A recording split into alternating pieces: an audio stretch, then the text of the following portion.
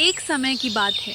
चंदनवन नाम के एक घने और विशाल जंगल में विक्रमादित्य नाम का एक शक्तिशाली शेर रहता था। वो जंगल का राजा था। जंगल के सभी जानवर, हिरण, खरगोश, भालू और हाथी उससे डरते थे। विक्रमादित्य की एक खास सेविका थी, चमेली नाम की एक लोमड़ी।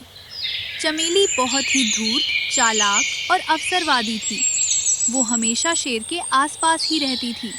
उसका काम था शेर की झूठी तारीफ करना और उसके बचे खुचे भोजन से अपना पेट भरना। उसे बिना मेहनत किए अच्छा खाना मिल जाता था, इसलिए वो हमेशा शेर की हाँ में हाँ मिलाती थी। एक दिन की बात है, विक्रमादित्य को बहुत जोरों की भूख लगी थी, लेकिन उस दिन उसे शिकार करने के लिए दौड़ भाग करने का मन नहीं कर रहा था।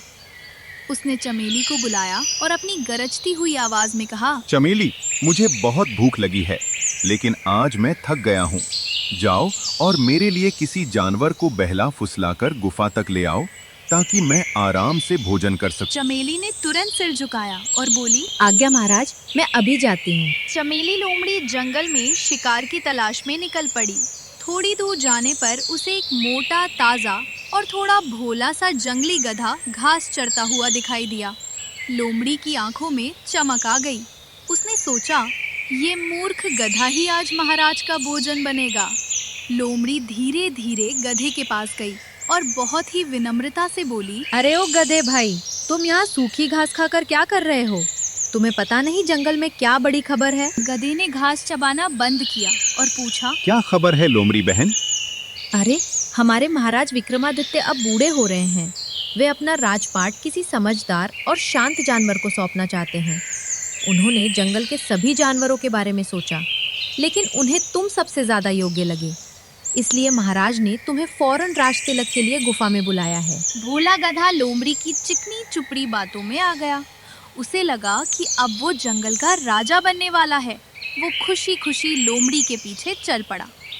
वे दोनों शेर की गुफा के पास पहुंचे। गधा जैसे ही गुफा के मुहाने पर पहुंचा, भूखे शेर विक्रमादित्य ने एक जोरदार छलांग लगाई और एक ही पंजे में गधे का काम तमाम कर दिया। शिकार मारने के बाद शेर की सांस फूल गई। उसने लोमड़ी से कहा, चमेली, मैं बहुत प्यासा हूँ और थक गया हूँ। मैं पास की नदी से पानी पीकर और थोड़ा सुस्ता कर आता हूँ। तब तक तुम इस शिकार का ध्यान रखना। खबरदार, अगर किसी और जानवर ने इसे हाथ भी लगाया तो। शेर वहां से चला गया। अब चमेली लोमड़ी वहां अकेले मरे हुए गधे के पास बैठी थी।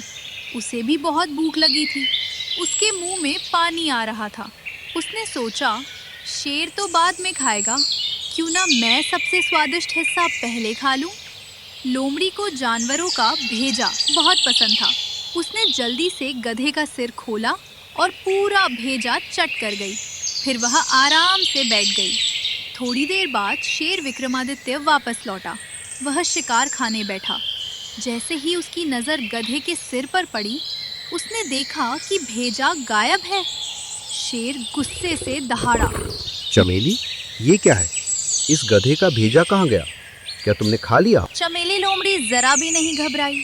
उसने तुरंत एक मासूम चेहरा बनाया और हाथ जोड़कर बोली, महाराज, आप भी कैसी बातें करते हैं?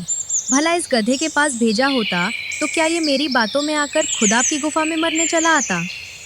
शेर लोमड़ी का तर्क सुनकर शांत हो गया। उसने सोचा कि लोमड़ी सही कह रही है।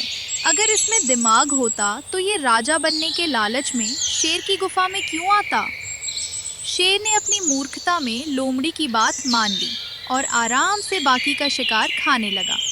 इधर चमेली मन ही मन अपनी चतुराई पर हंस रही थी। कहानी हब टीवी को सब्सक्राइब करें और बेल आइकन को दबाएं।